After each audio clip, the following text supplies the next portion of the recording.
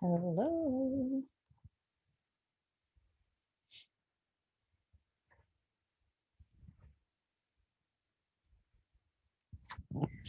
Hi, everyone.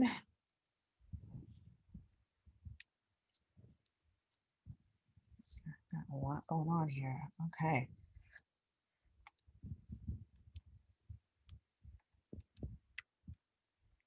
Hello, everyone.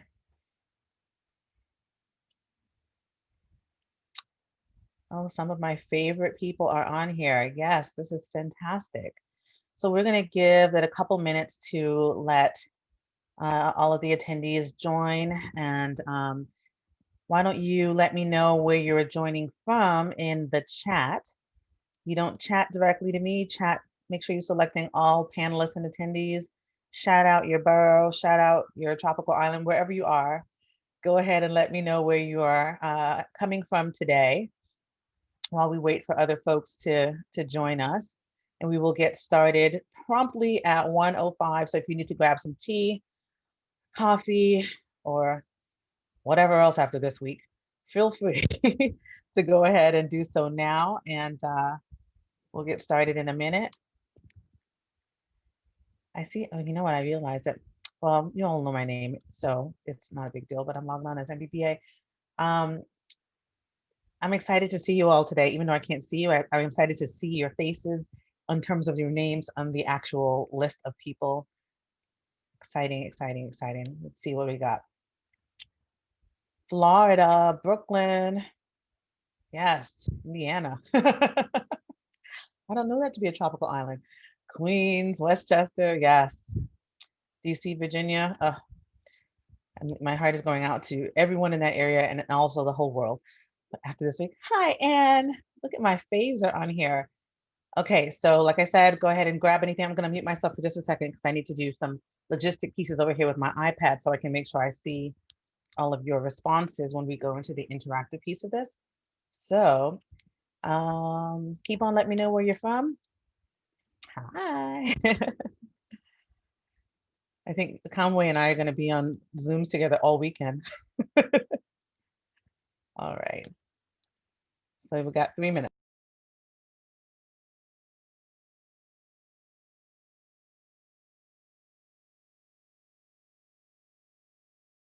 For today's session, you're going to need at least a pen and a paper, something to jot down all of the fabulous goals that you're going to set. And you'll also need either another window on your phone or your computer because we're going to be using an interactive live feedback software, which will allow me to see your live responses. Both, we can look at the chat, but we'll also be using this tool, which today Al Gore's internet doesn't want to work with me. Okay, here it is. All righty. Now we're rocking and rolling. So I have all of my different things up. I'm so happy to see all of you. We got 2 more minutes until we get started. And I'll go on mute again.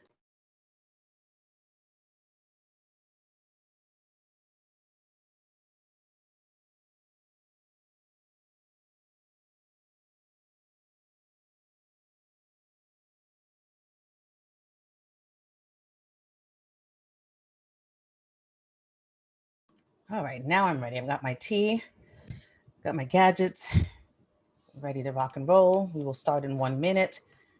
Let's see where else you're from. Hi, yes, awesome. Hi, Dora. Hey, I actually was like, I have to get dressed up today. It's one of those weeks, right? So I just wanted to do all the things. Although in my mind, I'm in my PJs. It's fine. We're good. Okay.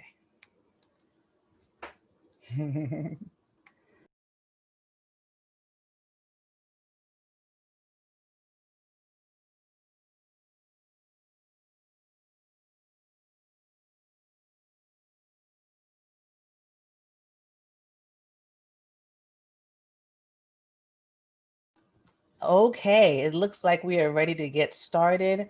The first thing is I'm going to do some logistics, which is to put in the chat for all of you. We'll be using this tool. It's called Menti.com. It's a website that allows me to get live feedback from you all. I'm going to be asking you some questions. some reflections, and also I'll be able to get your comments. When I'm sharing and presenting on the slides, it's hard for me to see what you're saying in the chat, but I will check back in every now and again in order to see what you're saying. I'm a little bit nosy.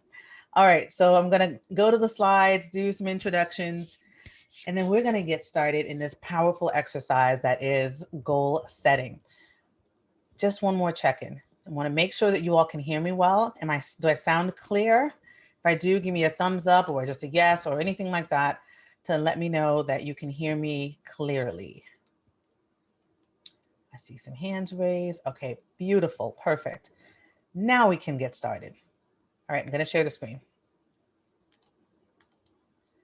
Here we are, and let me move myself out of the way. So we're gonna be talking about goal setting for this year. And when I started thinking about this process, and I do it every year, for those of you who know me, I do this annually. And also when we were in person, I would do a vision board workshop as well. And so I thought this year, Paula, you need to do two. When I thought that, I didn't realize that the world was going to be a little bit crazy. So let me introduce myself and talk a little bit about my process. So I am Paula Edgar. I am the CEO of PGE Consulting Group LLC. I'm also a proud past president of the Metropolitan Black Bar Association.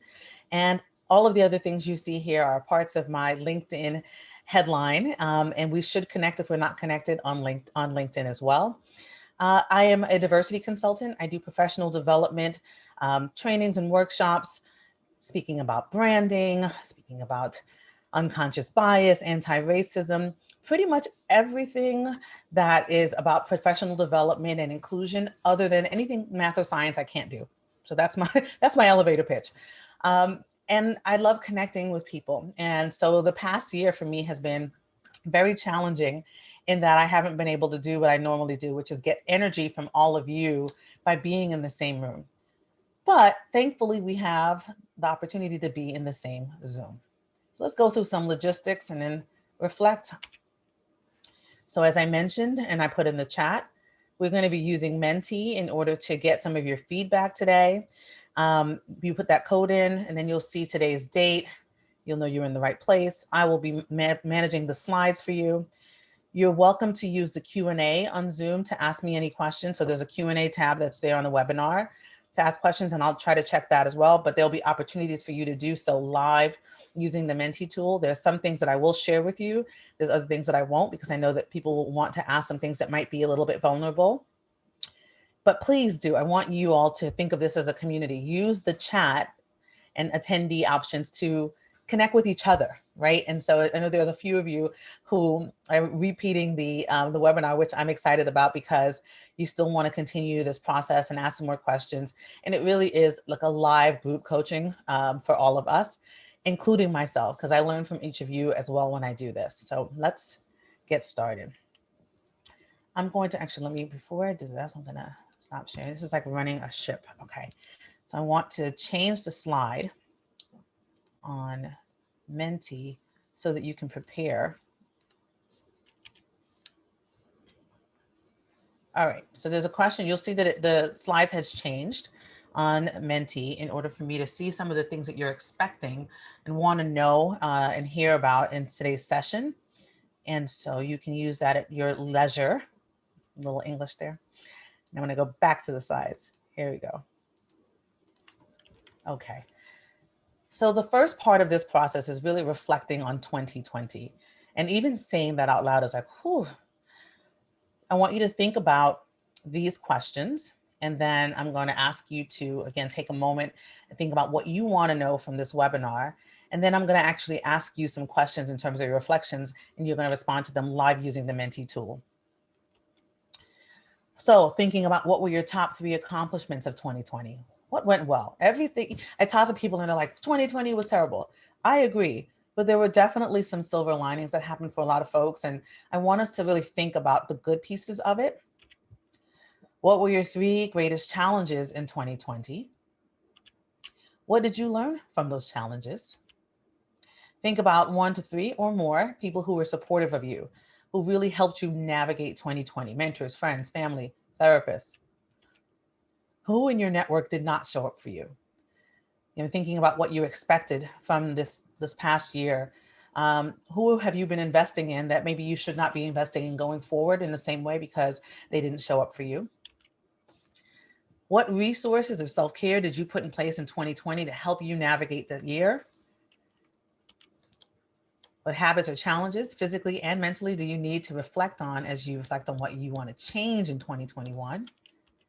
And finally, what can you commit to doing differently in 2021? So these are sort of our guiding questions. I'm going to be asking you in more specifics shortly, but I want you to think about that and now go and answer the question that I asked you on Menti. And for those of you who are like, what are you talking about because you just joined? I'll put it in the chat again. Let me stop sharing and put it in the chat one more time for you. And if you just joined, we're using this website and that code, and it'll allow you to give me some feedback. There's some good questions and comments coming in. Excellent. Okay. So while you keep doing that and thinking about your reflections, let me reflect with you, for myself on this past year. Oh, before I get into that, you are welcome. The webinar is going to be recorded, or is recorded. I can speak today. It's recorded and it will be on YouTube, and I will share it all over, and I encourage you to share it. I'll be sending it to you, and so you'll be able to see a lot of the content again. But my favorite way of engaging is using social media. So should you see something that you think is wonderful or hear something, feel free to tweet me, quote me, put it on Instagram, put it on LinkedIn, and tag me. And that's my love language. All right, now let's go. Okay. So you're answering this question while I talk you through these next pieces. I just talked about that. We'll give you more information later. Now, 2020, deep breath. We had to literally shift our entire normal in 2020. All the things that we knew, for example, seeing each other's faces and not being masked, not being afraid to leave our homes, all kinds of things were the shift that we experienced in 2020, along with a lot of pain, but a lot of reflection and growth. So let's walk through this. Coronavirus, COVID-19. I don't think there's any way I could have predicted that we would experience that and still now be in quarantine and experiencing the effects of this virus. But here we are. And this shift brought grief of the normal that we knew before, grief for actual loss that we've had. And I extend my heart out to anyone who had, who was, I have tissue here in case I start crying, because last week I was unmarginal. This week, I don't know, because this was a hard week. Anyone who was impacted personally by this virus, my heart goes out to you. And my heart goes out to all of us because we're still experiencing this. But unfortunately, and I have to do this reflection piece, and this is an important part of any goal setting, is that you have to look back to look forward. Unfortunately, that was not the extent of the pain that we experienced in 2020. And so, trigger warning in that I'm talking about things that are challenging, but not anything you don't know. So on the screen, you see the New Yorker magazine cover that featured George Floyd and his body imagery, which includes the pictures of Black people who harmed by the state, who are impacted by systemic and institutional racism, oppression, white supremacy. Insert those things here, and understanding that we are still and will continue to be, but we have work to do, impacted by these challenges. So this week I was like, I'm going to get so many things done. I can just be very frank and clear with you. This week was really hard. And I think that I'm not alone with that, in that this country that I love so very, very much, and I was raised to love so very, very much, unfortunately, is unrecognizable. And the part that I do recognize is that some of the love that I have for it doesn't have for people who look like me. And that was so clear this week and painful. And so with that, I want to also say here is this. The one thing that we will always and can always have is hope. We have it, we can always have it, and I have it. It's why I do these things, because I know that when I impact others, we impact the world. I know that when we convene as a group, we do better. And so although we experienced pain and trauma last year, this year, there's still opportunity, there's still hope, and there's still advocacy, activism, allyship, all the A's that can happen this year. And so I'm excited to talk about and reflect on that with you. So while you look at this quote that's on the screen, I'm going to check out some of the things you've said that you want to know about today. Oh, my favorite pep talk. Excuse me. As you probably can tell, I was a cheerleader. I still do it. How to be motivated. Oops. How to be motivated. How to track your success. What is happening with this iPad? Okay. Setting smart goals. Okay. Boundaries. Ugh. Yeah, we need those. We definitely need those. Okay. Realistic. Shifting career focus. Okay, so there's some good stuff that's happening for you all this year. All right, so let's get jumping into it. We are going to reflect together, and I'm just going to, oh, hold on. I know why that's not working. Do I need it to? Hold on. I told you this is like doing, there we go. Now I got it. So we're going to start answering some questions. So you'll see the questions will shift, and I will then show them to you. And then we get to Q&A. I won't show the Q&A to you. I'll just look at the Q&A myself. But answer the question in 3 words or phrases. Describe how 2020 was for you. I just dry cried for you.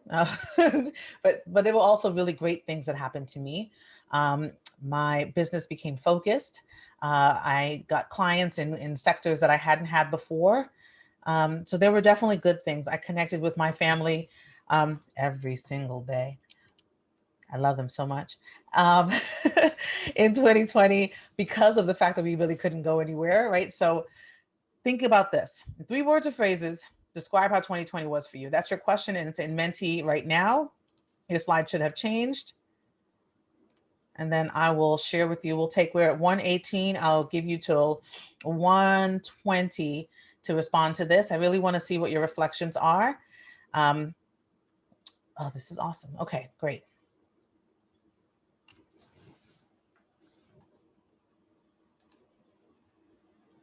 So in terms of your heads up, I'm asking you about this now. And then the next question I'm going to ask you is about one accomplishment that you're proud of. So that'll be the next question. You can start thinking about that now if you've already responded to this one. Okay.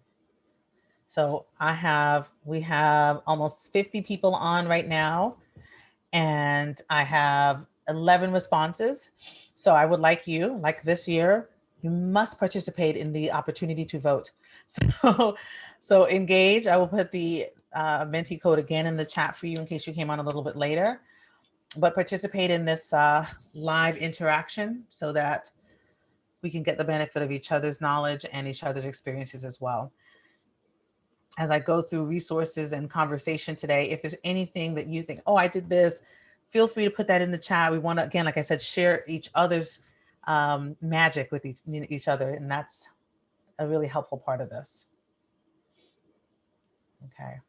26 responses right now. 1 more minute.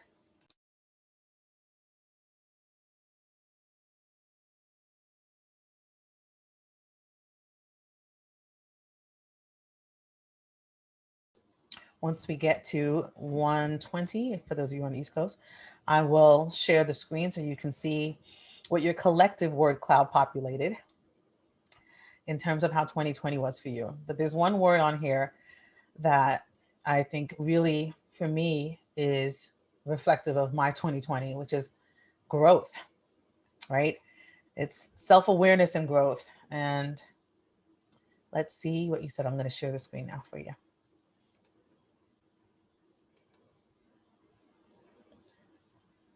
So take a look at your word cloud, which is still populating. The biggest word on here is challenging. So the words that are bigger are repeated more. stressful, enlightening, reflective, awakening. Yes, a good one. Reflective, clarifying, blessed, food, draining, certainly, adapting, eye-opening, exhilarating, heartache, appreciation, mental health, opportunity for change, lonely, traumatic, chaotic,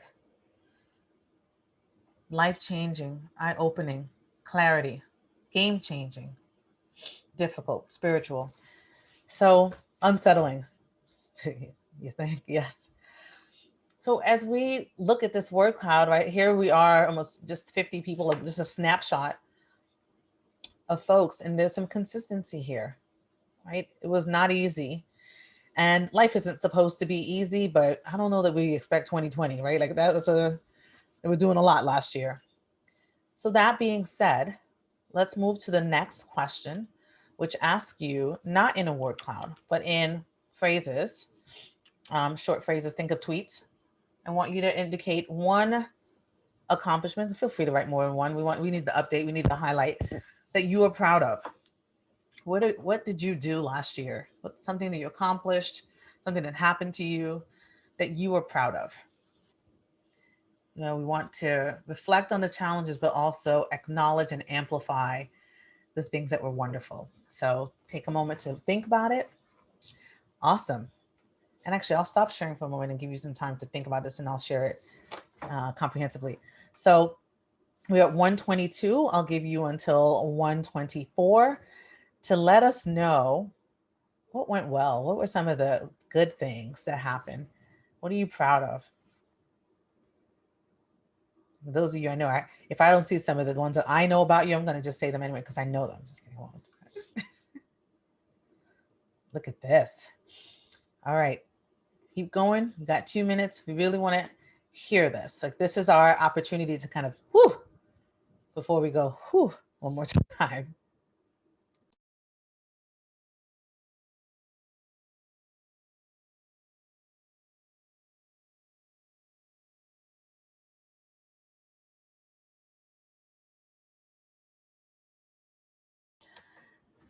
I'm excited because these are just in my reading of what you've already submitted. I feel lifted. So since we already got 37 responses, I'm just going to go ahead and share now. And thank you for your engagement early and often. Let's see. Engaged in voter registration, election protection, started therapy, spent more quality time with family. Me too.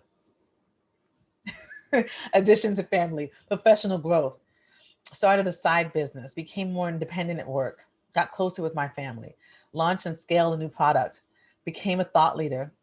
I overcame defeat that resulted from racism. I fought back against abuse. Come on, yes.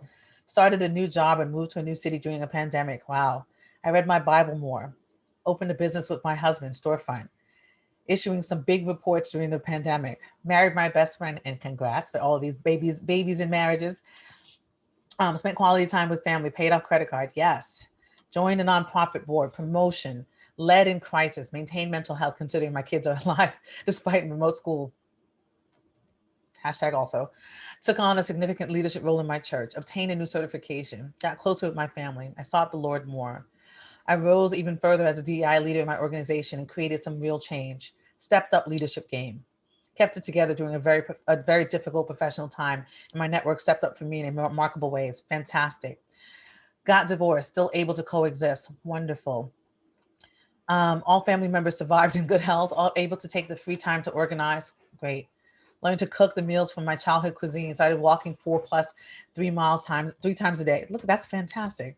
I prioritized my family and chose to move closer to my parents. This is awesome. Having strength to move on from a negative situation.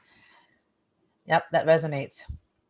Successful at new job, improved family relationships with family and friends, became financially literate, changed my mindset on money and set myself up to build generational wealth. Yes.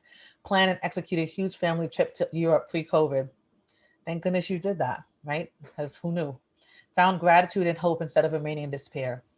Became a citizen to vote. Yes, fantastic. Congratulations. Got into the best shape of my life working out with Jay. I reached heights that I didn't think were possible and grew tremendously in my fitness journey. Fantastic. Finally pulled the trigger and made the leap transition to a new career path. Yes. led my organization to more awareness of anti-Black racism and systemic racism. Yes. Recognize that I'm definitely management and above material. I hear that. Took on a leadership role at work, bonded and got to really know my children, try to keep life balanced as a single parent.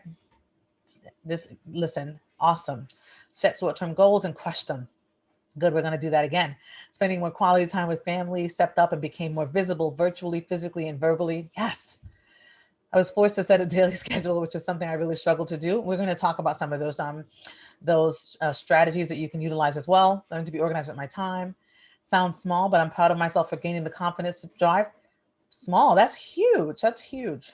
Don't undersell that as a big deal. Feels like I gained more independence, became a pandemic artist. Family time, charge from my speaking engagements. Yes, let's get that money. All right. So next question is this. In 3 words or phrases, list 3 obstacles that prevented you from accomplishing your 2020 goals. And I'm going to stop sharing. We're at 126. Let's do this until 128. Now, before you start typing, think, what were the actual obstacles that stopped you from your 2020 goals? So clearly we looked at the other word cloud. There was a ton of obstacles or challenges, but for you, what were the challenges that stopped you from meeting those goals?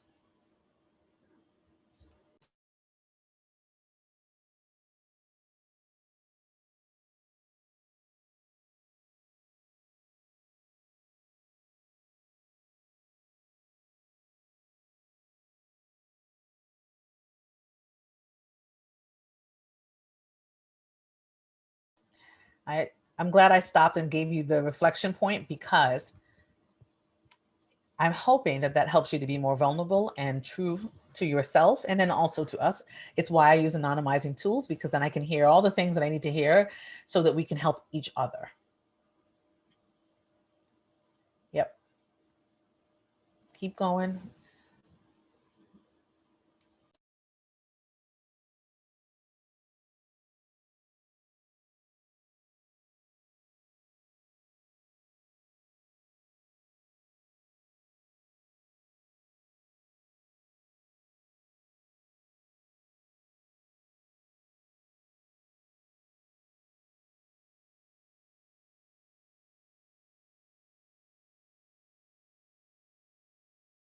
I'm looking at your reflections and taking deep, clarifying breaths for myself, because this resonates. And I will share in 1 minute. There's 28 responses right now.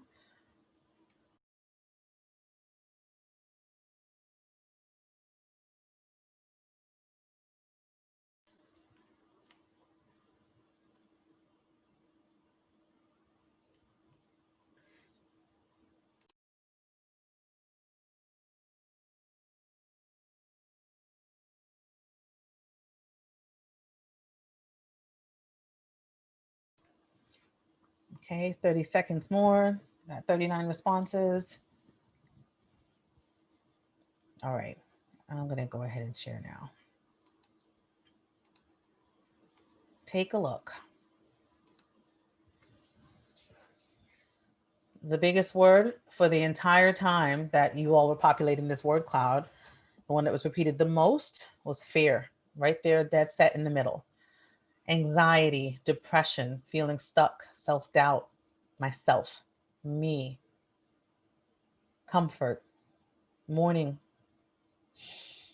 physical health, the gym was closed, being too shy, lack of sleep, quarantine, overwhelmed, how I react to stress, not being present, lack of confidence, sadness, childcare, can't travel, goals were not clear enough, not enough resources, procrastination, distractions, feeling overwhelmed, racism and colorism, travel restrictions, fear, stress and anxiety, rising COVID cases, physical injury, alcohol, racial trauma, remote work, loyalty.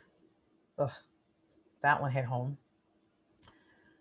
So this is how the goal setting process works, right? It's we go back and then we go forward. That probably was not easy for you. It wasn't easy for me. It never is. and yet I still feel optimistic and energized for what's going to happen next. And so I'm going to stop sharing the screen, take a couple deep clarifying breaths, and then I want to talk to you about one of my favorite activities for every year, which is theme words. It's setting a theme word, which is a guiding sort of lighthouse whenever you feel like you're not connected to what your goals are, connected to who you want to be, how you want it to be in the year that you're in. You go back to your theme word. And I'm going to share the screen for you. If I can, okay, there we go. Now I can share the screen. So I'm going to share with you my theme word for 2021, but I want to talk to you about the theme word process in a moment. So I'm not a fan of resolutions because I think it just sets you up big time. Like, for example, dry January. But anyway, a theme word is like really to snap you back to this is what I want to focus on without necessarily having all your goal lists there or your vision board, which I'll show you mine later. It is something that can keep you connected to what your intentions are for the year. So take a look at the screen. Manifesting is a really powerful thing. When you write down, when you focus, when you do this collective activity that we're doing now, it really sort of helps you with actualizing whatever your goals are. So my theme word for 2020 was limitless. And as I was thinking about like what I'm like limitless in terms of revenue, limitless in terms of opportunity, limitless in all of these things. But when I reflect back on 2020, limitless was for me that you can't limit me.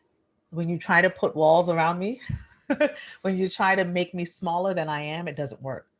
I have no limits. That's how it showed up. Okay. And so I'm going to ask you shortly, if you know, and you don't have to be pressed to know it yet because I'm just talking to you about this. But if there was a word or a couple of words that just popped into your mind just now as you were thinking about this, write it down. What is your guiding word, your theme for the year? And I'm going to share with you mine. It is connect. So you see the little sub parentheses to possibilities.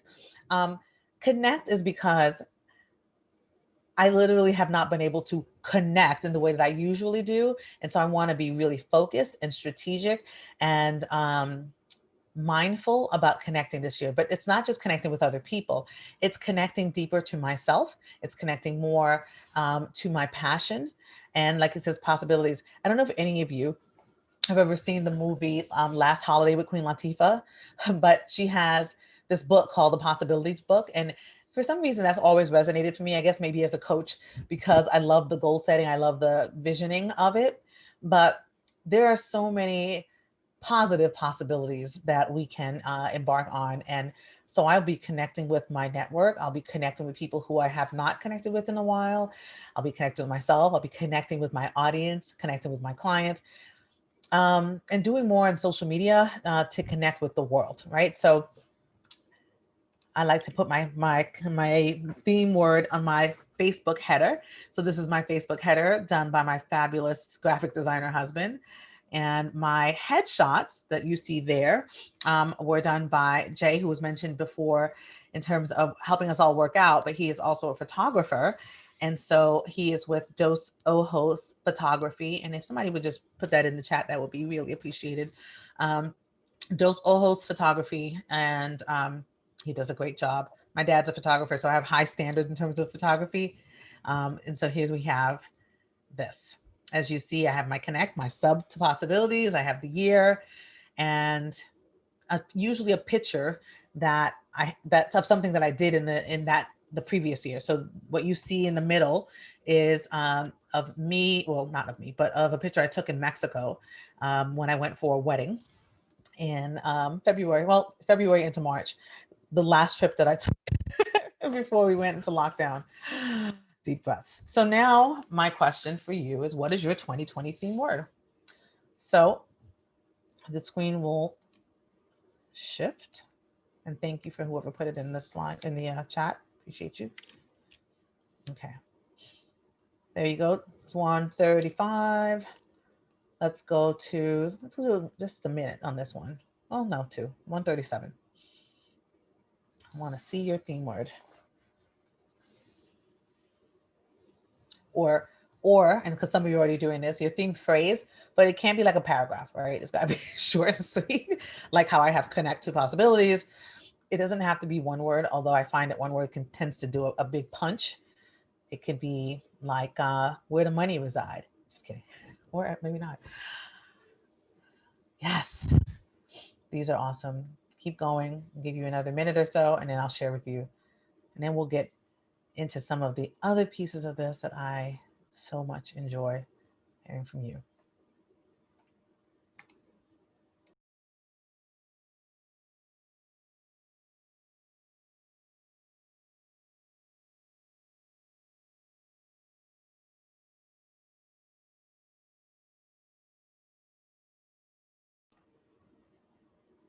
Okay. One more, maybe 30 seconds more. And again, if you're like, I have no idea yet, Paula, that's perfectly fine. But if you do know it, and my impactful, passionate speech was like, this is what I need to do now, then go ahead and put it on there. If not, one of the assignments that you'll get in homework is to follow up and let me know what your theme word is. And some of the folks from last week, there were about 100 people on last week. They have to put it on LinkedIn and Twitter and Instagram and really sharing some of their learnings and what they plan on focusing on this year. And like I said before, that's my love language. So let's go ahead and share, see what you said. Intentional growth. So several of you use intentional growth, vision, focus, consistency, action, wealth, worthy, strategic, completion, do better. Yes.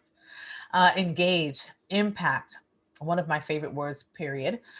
Expansion, drive, empower, thrive. Return of the hustle, come through. Move with intention, community, consistency, gratitude. I am enough. Y'all, don't make me cry. I am enough. Come on. Is that just it in a nutshell? Grace, forward, financial freedom, fit, build foundation for what's next, grow, get comfortable, strategy, pursue, healing, rock star, and yes, come on, amplify, fire, trusting myself, acceptance, emerge. I know I didn't read all of them, and as we go forward, I won't be able to read every single thing on the slides, but you encouraged me, you uplifted me with just your words, and I hope that you did so for each other. So we're gonna keep pushing in and talking about what you got to do in order to set goals. So now you'll see that the slide is just saying questions or comments. And so as I'm sharing, if you have any questions or comments for me, feel free to put them in the on the Menti, and then you can talk to each other as much as you would like in the chat. But while I'm sharing the slides, like I mentioned before, I cannot see those. So let's go. Okay. So let's talk about goal setting and best practices. Number one, question, what does my necklace says? It says at Paula Edgar, and it's my Twitter handle. Thanks for asking. So what are your goals? Goals, I would say most of the people who I meet and interact with have goals, but they have goals that are not formulated with best practice. Okay. And so I know a lot of you who are on the webinar are attorneys, but given that it's going to go into the internet and it's not just going to be attorneys and they're not just attorneys on the session right now, I want for you to ask me focus and specific questions as we go forward about strategies for the specific goals that you are trying to accomplish. Okay, so I'm going to ask you goals, ask you some other things, and then ask about strategies. So if you're like Paula, I need to double my book of business for a lawyer. And here's some of the things that I've done. What recommendations do you have? Like those are the kinds of things that I use the last essentially half an hour of this to do for you. Like I said, it's a big group coaching. And last time I stayed on for an extra half an hour. I'm happy to do that. So I will keep going once, you know, we're at that hour and a half point, as much as I need to in order to answer some of your questions. So really think about what you might want to reflect on or ask specific strategies on. Now, I'm sure many of you have seen this already, but let's just go through this. An appropriate goal, and there's lots of different acronyms for this, but SMART is the one that we know the most, but there's SMARTER, there's SMARTY. Feel free to Google all the ways that SMART shows up, but it has to be specific, measurable, attainable, relevant, and time bound. So let's go through this. So I can just say, I want to be Beyonce. Is it attainable? No, unfortunately.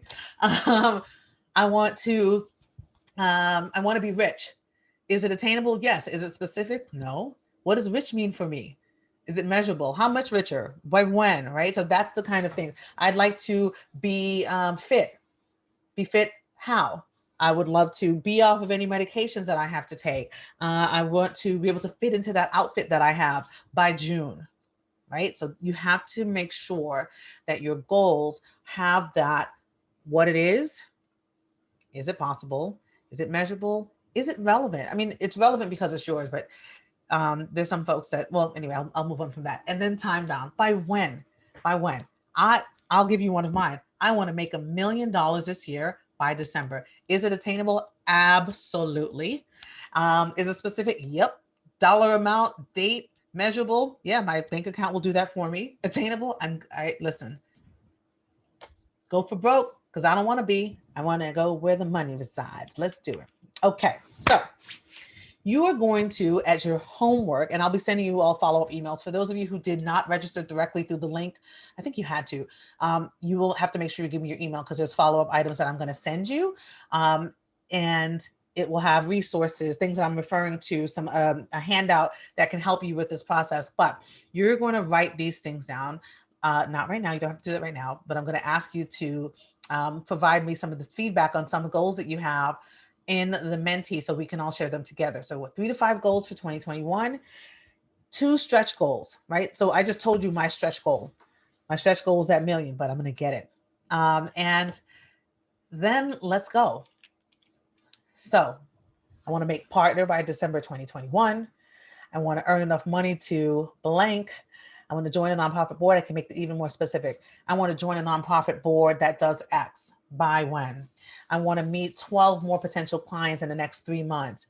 And for me, for any of you who have participated in my webinars before in goal setting, you know I have been talking about this book for 3 years. And I'm so literally, I was like, 2020, I'm going to get it. And then it was like, oh no, pandemic. I wrote finally write that book there. The specific goal, right, is finally write that book by September 2021. And I'm going to tell you, and I'm going to stop sharing because I want to look at you, or at least look at me looking at you. I'm going to tell you why that is important to me. Many of you know that my mother was killed on September 11th. And this year is 20 years since 9/11. And for me, there's a serendipity, there's a psychological connection to me meeting this goal. And sometimes I wonder if I was not just procrastinating. Don't worry, Conway, you're going to get it. I'm going to send you all of them. If I was not procrastinating on doing it before because I wanted it to be in this year. I wanted it to sort of have that symmetry. And so that's my goal. So I'm going to ask you about yours, but let me see what's happening in the chat. So yes, I'm going to have you all hold me accountable. Oh, good. Look at you. Yes. So see, like I said, there's all kinds of smarty, smarter, smarty pants, all the things that are there. And so I will not be careful what I ask for. Sonia, please hold me accountable because I know that as optimistic as I am for 2021, I know that I still have a lot of people living in the home with me. And by a lot of people, I mean my 2 kids and my husband, and homeschooling them and doing the work that I need to do. And all those things will be excuses that I will use unless you hold me accountable. So let us do this together. Thank you to the person who says I don't need to be Beyonce because I'm Paula. This will be nice though. But anyway, all right. So now let's go to our next live question. And I'm going to just move my thing here, which is my first one for you. Sorry, I have 10,000 things here. Oh, wait, no, sorry. Before we go to the live questions, I'm going to tell you some do's and don'ts. That's important. Okay. Share. Now, Oops. Okay, we're going to go to Menti, and I'm going to ask you about 1 to 3 professional goals that you have for the new year. And then of the goals that you listed, what are the challenges to accomplishing them? But before I get you to that slide, I'm going to talk about this, right? Professional goals, personal goals. Personal goals here, we're going to get into in a moment. Self-care, being better at, losing 10 pounds, all of these things. Hold on. Actually, I want to go back. I'm smarter than I think sometimes, and I get ahead of myself. Now, we're actually going to go to your professional goals first, and then we're going to talk about your personal goals. So now we are at 1:46. I'm going to give you 3 minutes, so until 1:49, to list 1 to 3, so at least 1, as much as 3, but of course, if you want to go more than that, go for it. Professional goals that you have for the new year. So if you happen to be a student, think about maybe internships, or writing, something like that. But if you are a professional, which I think most of us are, right? Then what are the 3 goals you have? Reflecting on what you did last year, before that, and what you want. What are 1 to 3 professional goals? And I will mute while you all think about that.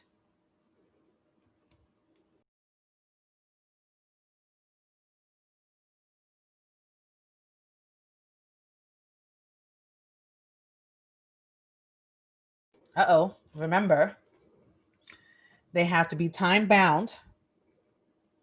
They have to be specific. They have to be measurable. So I don't want to just know I want to be skinny. We're skinny by when, but that's personal. So I want to, there's one, I want to double my book of business by when? By when? Participate in the webinar with whom? By when? What kind of webinar? How do you want to participate? Yes. Okay, so you keep going and putting these in here. I will review and reflect on some of them, not all, but some of them. I want to sell at least 4 TV series this year. By when? So is that December 31st? And I'm guessing that is attainable. It is specific because you have the number. Okay. Let me see what you have here. Yes, retain 5 new clients. Come on, that's what I'm talking about. Bill 2,200 hours this year. Retain 5 new clients by June 2021. Present 8 webinars this year. I love it. I love it. I want to have a firm job offer at a place I want to work. I love that specificity by the end of my clerkship in October 2021. Awesome. Bringing my work in alignment with my strengths and the vision I was hired by redefining my role. Getting leadership buy-in, restructuring my department by June 30th, 2020. Okay, I want you to repost that exact same thing, but put the right year. So because words matter, I want you to edit it and re-say it, or at least write it down correctly and use that 2021 in there. We don't go backwards, we're going forwards. Continue creating time for professional development. That's lovely as a mission and vision, but specificity requires in the goal. So by when, what kind of professional development, how much time, right? That's what I want you to do. The more specific you make it, the more attainable it is. I want to meet 6 personal, I don't know what that says. I guess that's supposed to be maybe injury. Oh, okay. All right. I can read. Who can explain my services by March 1st. So it's a business development goal. Great, I love these. Meet 3 new professionals by June. So if you are someone who's trying to meet 3 professionals to simply network, fine. But if you're looking for 3 professionals in order to do something, what kind of professionals, right? Spearhead at least 3 projects at work before June, okay? Go to trial by the end of 2021, sign 2 to 3 new clients by July 2021, present at least 2 webinars this year. I love them. Again, I like mine to be really specific. Like, so for example, last year, one of the goals that I've had for a few years actually came true. So I have always wanted to speak for the Association of Law Firm Diversity Professionals. And it just, it was never sort of aligned in the way I'd like it to. And then this past year I got to do so, right? And when in my goals, it said for that specific organization, right? So Specificity. Complete 15 CLE hours to maintain a certificate by September 2021. Yes, because we have to, right? Like publish an article in my field by June 2021. What publication? So I would make that even tighter. And if you don't have a specific one, that's fine then. But if there's one that you would like it to be in, right? So for example, I was quoted in the New York Times this year or in 2021. And actually it's going to be 2020 and 2021. So that's a good thing. It's coming out soon. Advanced class status by mid-year review. Finish reading 4 professional development books by March. Achieve a 90% conversion rate on billable hours by the end of the year. Launch my online education program by June 2021. I love it. All right, so I'll give this a couple more minutes. Any other goals? It seems like some of you are just giving me the one, which is fine, but all of you haven't given me the one. So I'm assuming because you're here, you don't just want to know about sort of the best practices, but you also have goals already. What do you want? And even if it's a scary goal, put it down here anyway. It's anonymous. I don't know who you are. The folks don't know who you are, but there's an intention. When you put it down, the universe starts to like come towards you to make things happen. I want to pass a second bar exam. So if it was my goal, I would say which one and by when. Okay. I want to secure 20 reliable suppliers by 131. Oh, okay, that's a quick goal. I love it. By 131.21, I want to gain 1,000 engaging followers and customers on Instagram by April 1st, 2021. I want to make 50,000 in sales by, come on, yes. That's, I mean, look at it. Like that's essentially goal setting best practices in a nutshell. And I know I don't want you to think that I think this is easy. I know that it's not. It may be scary, but the only thing that can happen is either you don't accomplish it or you do, or you get somewhere in the middle, right? So put it down. Put it down. Don't be scared. We got this. We got this. Promotion to VP by end of February 2021. Yes.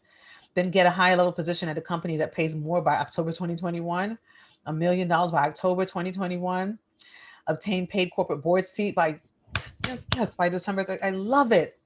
I love it. I love it. Revamp my website and update my services by end of January 2021. That's also a goal that I have, which is in process, thankfully. Launch my body scrub business by June 2021. Good. Send me some. Write my first published article in my field of work. Okay. I love it. I love it. So you all have put some really good thought into some of the goals you have. I love it. And these are professional goals. Now I want you to tell me of what you listed, or even if you didn't list them, what are the challenges that exist to you accomplishing the goals that you have, or pick one goal if you don't want to write about all of them. And you can put as many things as you want here now, but this is important because we have the goal. We want to anticipate up front without acting like as if it was just going to come and kind of hit me. What are the challenges so that we can be strategic about addressing them should they be ones that we can. And so what are the challenges? The slide has changed. We're at 153. We will look at this until 156. Tell me about the challenges. What are their names? Is it you, and how? Like, just be specific as much as you can here. So somebody, it's funny, at the same time, two people wrote laziness, busyness, shyness. So yes, and, okay. Is it that you have not been motivated, which is very different thing than saying lazy? If it is actually lazy, I'll give it, it's all, you know yourself better than I know you, but think about what are the challenges that will get in the way, that may get in the way of your goals, so that we can address them in advance. Time management and self-doubt. Good. We're going to be talking about time management shortly. Insecurity. So while you're filling this out, let me talk a little bit about imposter syndrome. So imposter syndrome is essentially a theory in which someone has doubt, has self-doubt, pretty much driven because of internalization of bias, internalization of lots of things. But it generally, the reason why it's called imposter syndrome is it's not true. It's a thought that you are not supposed to be there, or you're going to get found out. Oh, okay, Siri, stop talking. About you're going to get found out in some way. Gadgets, please stop. Thank you. So you're supposed to be where you are. You will excel wherever it is that you want to be. You're not an imposter. And so many people who wanted to be where you are could not get there. And so you should take the power, the momentum, the opportunity that exists to remind yourself that it's not, you didn't trick somebody to get there. You're supposed to be there. And there's a reason. And given who I know is online, I'm going to talk to some folks specifically. There's a reason that you are there to catalyze the change that's supposed to happen. And that change might be from you agitating. That change might be from you educating. That change might be from you elevating and highlighting some of the issues that exist with individuals as well as with systems and structures. I know this for sure. Okay. I have the wonderful pleasure of being connected to so many people who are fantastic. And I need you to know that you're fantastic as well. And sometimes that just means that you put in place, in terms of strategies, someone else who is going to cheerlead for you when you feel low. And here I am, ready to go. Let's see what else you got. Okay. I think I want to actually, no, I'm not going to show you the screen. There's some personal things. I'll read to you some of the things that came up. Organizational structure, yes. Insecurity, discipline, staying focused, time management, and self-doubt. Promotions are frozen for 2021 at my workplace, so my goal of being promoted is on hold. Okay, I want to hold that for a moment because the actual promotion might not happen, but how can you put yourself in a place so that when the promotion can happen, that you have said, I've already done all the things that needed to be done in order for this promotion to go through. Here's this long scroll of the things. I'm looking forward to your responses at this time because I know our budget is better, like whatever it is. So don't think I'm not going to go for it because they're frozen. Still act as if you had the opportunity to get it in this year, right? Lack of hustle.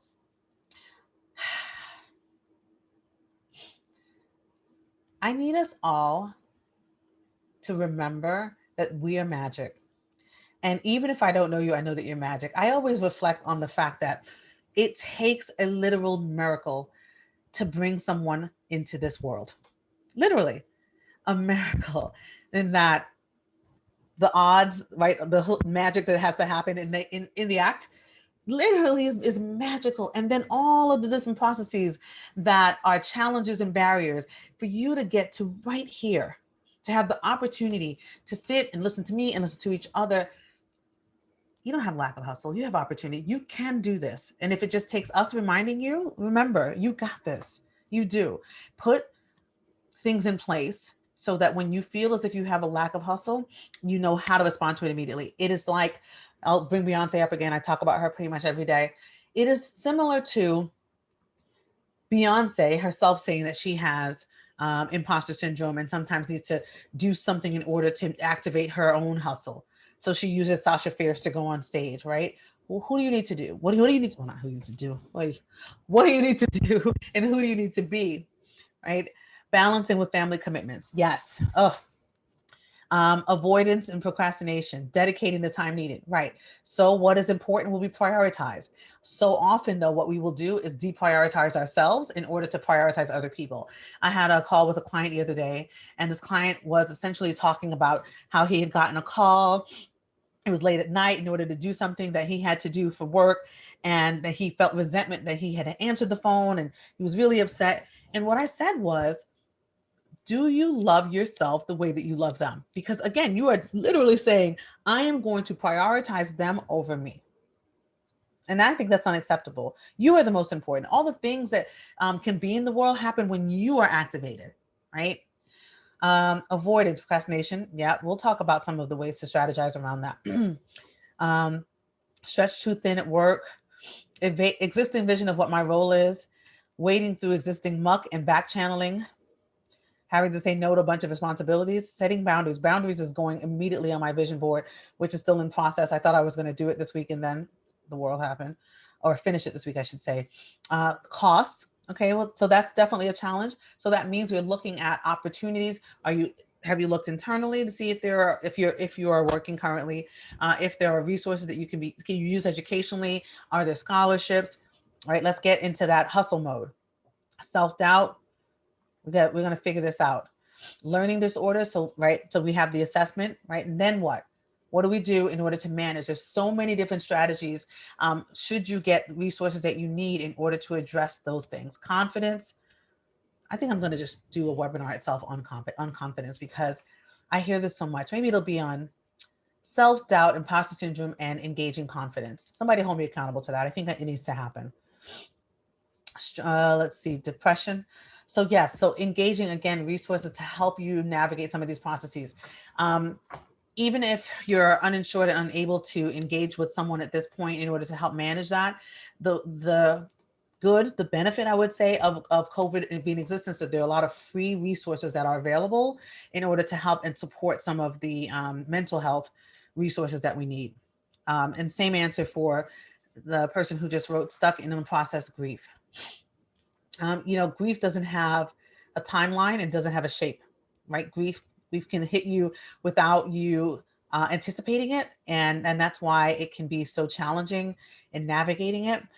So I wish you stillness and peace in navigating that, but also remembering, for me, and I'll just say for me, because I know it's not for everyone, legacy helps me to activate my goals, right? So I think to myself, either this person or persons are not here to be able to do this. So I want to do it in their legacy. I want to do these things because they didn't have the opportunity to do it themselves, and use that as the wind to push my dreams, my goals. Okay. All right. Yes, Conway, feel the fear and do it anyway. Absolutely. It's like Jay says, feel the pain, but do it anyway, which I'm always eye rolling, but I'm angry because he made us do burpees this morning. All right. Now, the next question is about personal goals. So the slide is up and it'll change, but don't write anything yet. Don't type anything yet. I just have it ready for you to go. I want to share the slides talking about this first. Okay. Maybe not. Oh, where are we? There we are. Okay. So we did professional, and now we want to talk about personal goals. So you'll notice that some of the goals that are on here are not specific and measurable and all those things, right? But I want you to ideate on what kinds of places that you can go on. So self-care. So for this one, this would be, I'll tell you one that I have. It is sleeping, going to bed earlier than 2 a.m. every day, right? So I'm reflecting back, and it is going to bed by midnight at least 3 days a week. So I'm a serial napper, so I will not get a lot of sleep, but then nap significantly during the day, or sleep all weekend. That's not best practice. There was a webinar that was done by MBBA that talked about that sort of grouping of sleep not being helpful, especially as you get older. And so for self-care, for me to be better, I understand that I need to sleep more, and I have accomplished it 3 days this past week, except for when I was up until 3 o'clock watching what was going on in DC. It's helpful. Lose 15 pounds by July 30th. Super measurable. You might want to ask the how, like lose 15 pounds by working out, 2 to 3 times a week, eating better, that kind of thing. Start online dating. Now, for those of you who know me, you know that my other coaching area that people don't necessarily hire me for is Love Coach Paula. The benefit, and there's some, right? Like there's some of us being in quarantine and not being able to interact and be where we would want to be and sort of out. And I mean us, not me because I'm married, but other folks who are out and dating, is that sometimes that initial interactions can be so superficial. And again, that's also available online. But what I'm hearing so much now is people, because they're not feeling comfortable with being right in the same room or even meeting people in person yet, is that the way in which they're engaging in online dating has been much deeper. Their interactions have been more profound. And so the quality of the folks that they are connecting with is better than it was before. Right. So there is some opportunity there. And I will tell you, one of the things that I share with my Love Coach clients is this too.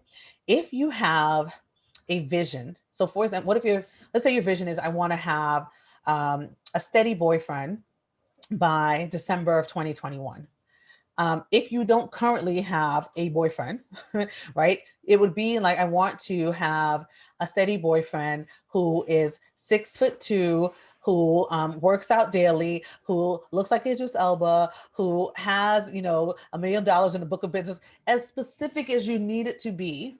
And you are focusing on that. And then you know, the hope is you get as close to it as you can, but don't just say, I want to be with somebody by December, because that could be anybody, right? We don't want that. We want it to be very focused and very thoughtful. I always joke with my husband, and those of you who know me, again, you know I do this all the time, which is I would say, like, I want to, you know, tall, dark-skinned man with a goatee who played basketball. And again, my husband, light skin, he's tall, not a basketball player, right? Like, so I got what I needed, but I was focused on what I wanted, and we met in between. Okay, so think about that. The spending more time with your children piece. For me, I didn't have a choice. But the best part about this the past year has been, I know my children better than I did, right? I've had opportunity to connect with them, engage with them in a different way, because I was often out and not engaging with them in some ways. And so there was an opportunity there. So for me, it's spending more time with my children strategically, right? So they're here. But what kinds of other things do I want to do? Is it, you know, we do a little bit of a book club, or we watch a show together, something like that, so that the quality is different than the quantity, which won't, I said, I'm so looking forward to being able to miss my children at some point this year.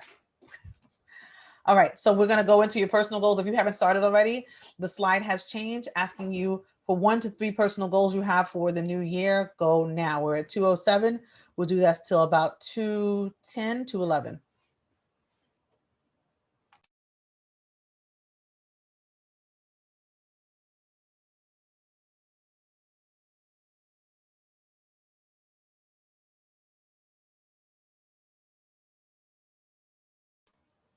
Okay, we got stuff coming through. Yes, I like them. They're specific, they're measurable. These are personal. So this could be physical, this could be mental, this could be about relationships you want to build on, you know, with friends, with family, with children.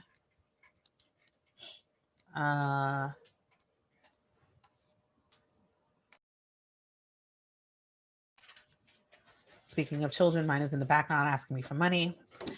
So anyway, keep going. We've got about another minute and a half. Really think about this. So not that I want to be, you know, skinny. I want to lose X amount of weight, or lose X amount of inches around my waist by X date or X time of year. Ooh, this is good. These are good. Oops. Oops. There you go.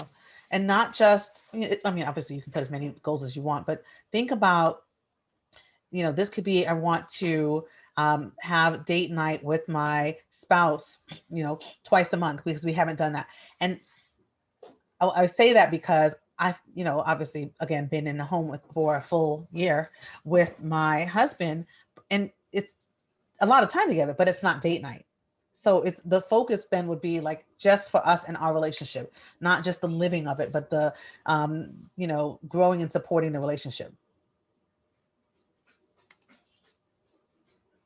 Okay. I'm checking the Q&A. I'm good. I see another fellow napper. Good. We must sleep. All right, so we've got a good amount here. Let me take a look. Okay, improve my health by getting stress tests in 2 weeks and be sure that I don't have heart blockage. Start physical therapy on shoulder and hip in 2 weeks. Good, so we got some good timing there. Drink 40 to 80 ounces of water daily starting in January. Lose 20 pounds by March 1st. Okay, careful out there too. Regular therapy visits at least once a month beginning January. In January, schedule with therapist next week. Awesome.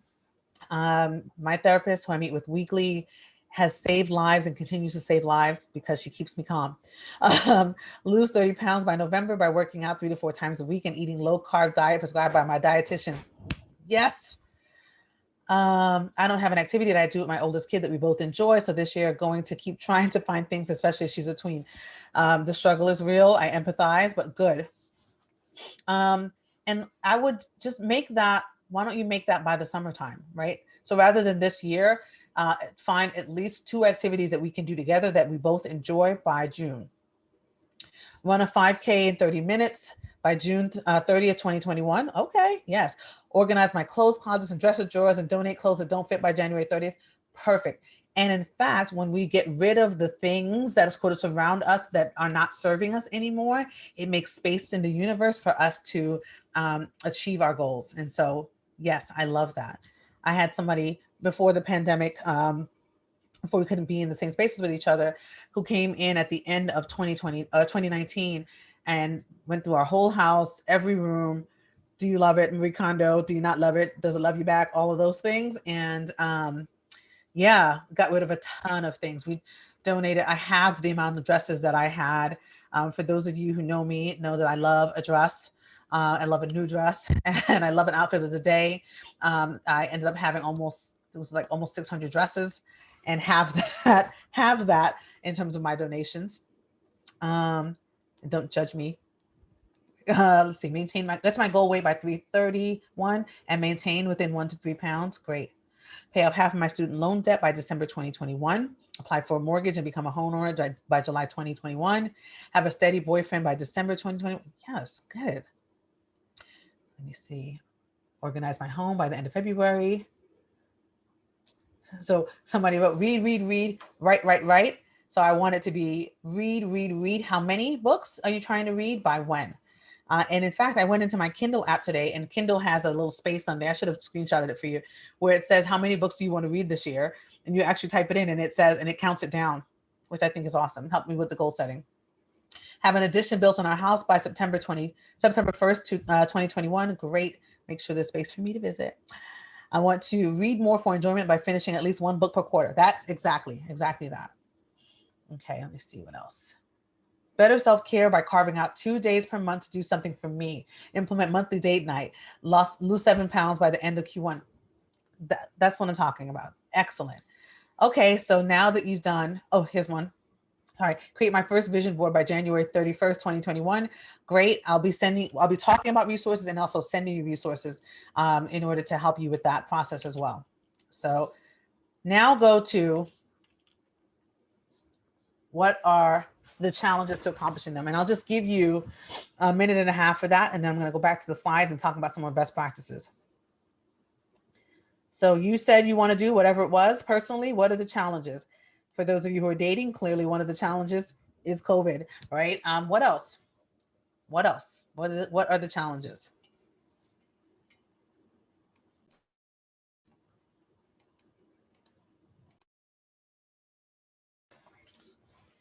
For me, a challenge for my weight loss journey is my love of oxtail and Hennessy. I'll just keep it real, like it is what it is. But I realized that you can have oxtail in portions. I also love Hostess cupcakes. Yeah, I see that there are definitely folks who are that's resonating with. I could never do what I do well if I was not my authentic self, right? And so, yes, you have to hear about my Hostess cupcakes, Hennessy, and oxtail issues. All right, so let me see what else you're saying. You're saying time management, which we're going to talk about, alcohol, time management, motivation, self-control, sweet tooth, willpower, self-motivation. See, I need to do this webinar that I was talking about. I got to get in there and be like, you're going to be confident. You're going to do these things. I need to figure out how to enjoy virtual yoga more so I can commit to doing it regularly. Yeah. As someone new to the yoga life, I downward dog to that. I get you. But it's so helpful, especially the mental and the physical piece of it, because I remember when I first started and Jay forced me to like do the downward dog and kind of come back, up and down in it. And it was so hard. It's so challenging. I thought like my body can't do that. And when you start with can't, you're already setting yourself up. So obviously you can't, it's just figuring out and getting strong enough to. Okay, now you'll see the slide is changing. And actually I'm moving it to from the commitments because I want you to do the commitments on your own. The slide will change to just question and answer. Once I can get there. Okay. So there was a question in the middle that I'm skipping because I want to get into some of these best practices, and you can ask me anything you want here. So we're going to use this slide for a little bit. So you can just say anything or ask anything you'd like. And I'm going to go ahead and share the slides again. So you started saying some of the goals. I'm going to be sending you a handout that talks about goal setting in a little more strategic way and helps you to kind of write it down and have it all in one place. So you can rewrite it if you need to. Why is this share button not? I'm telling you, the internet. Oh, here it is. Okay, here we go. We did that. Okay, so do's and don'ts. We talked about specificity, right? That's important. Like actually use the rubric. Make sure they're smart, smarter, smarty, whichever one you want. But a huge piece of this, and it's why I've been asking you and also encourage you, is finding support system and having accountability, right? So I'm thinking about putting together, and again, I'm thinking about it. I haven't really structured it yet. That's why I'm not making a specific goal yet, but it will be specific when I get it down, is having like a group goal accountability session once a month beginning in February, because I'm not ready to do it yet. But I want to think about who and the how in order to best have it be what you need and what I need, because it's for me, but I'm including you. Again, tracking your progress. There are lots of ways. I'm going to give you some strategies in doing that, but my favorite is a calendar. I said I was going to do it by this date, put the date on the calendar, put back dates to whenever it was in order to check in so it doesn't just jump back out at you and you remember it. Okay. Oftentimes when it comes to goal setting, people get overwhelmed, right? Where it's like, I want to do these 10 things by June, and then you freeze because it becomes too much. So I like it as a sort of progression through the year. And so you think about, that's why I told you only the 3 goals and then 2 stretch goals to start. Of those, you want to really think and focus on 1 to 2 in order to accomplish them, unless they live with each other, right? Unless that they support each other, then of course you can hit as many as you'd like. But I don't want you to be stagnant because you overwhelm yourself with your goals. And this happens a lot, right? When you're talking about motivation and momentum and all those things, right? That when you do too much, it becomes what happens. So don't forget to make it specific, measurable, right? Having a deadline in that goal. And remember that you're not perfect. And remember that we are not in control.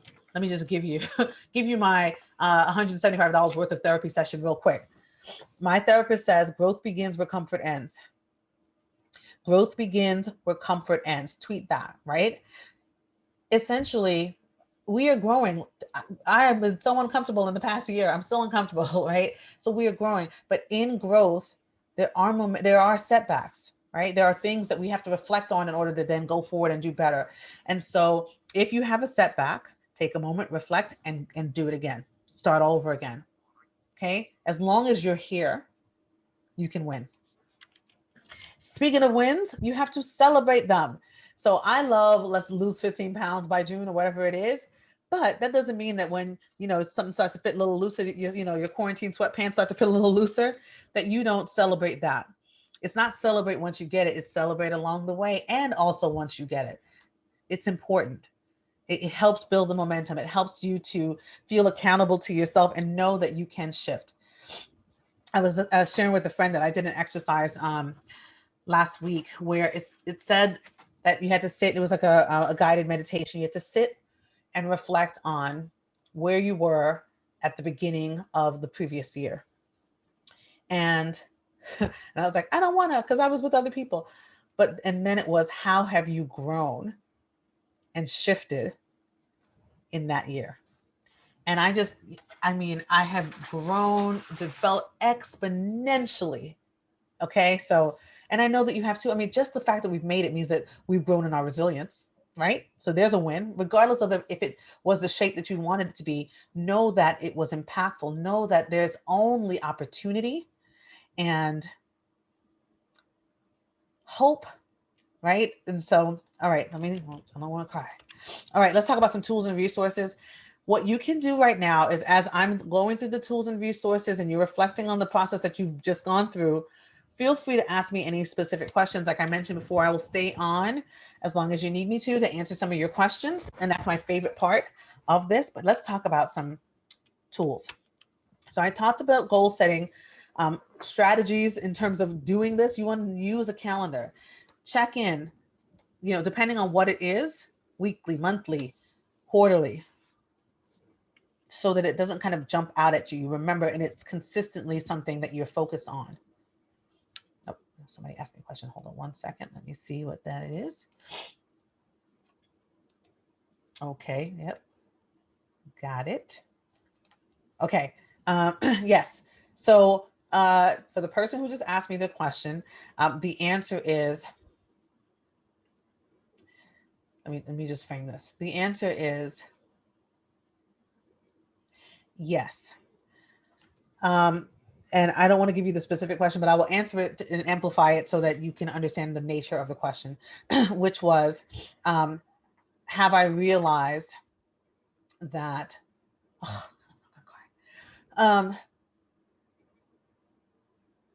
just give me 1 second.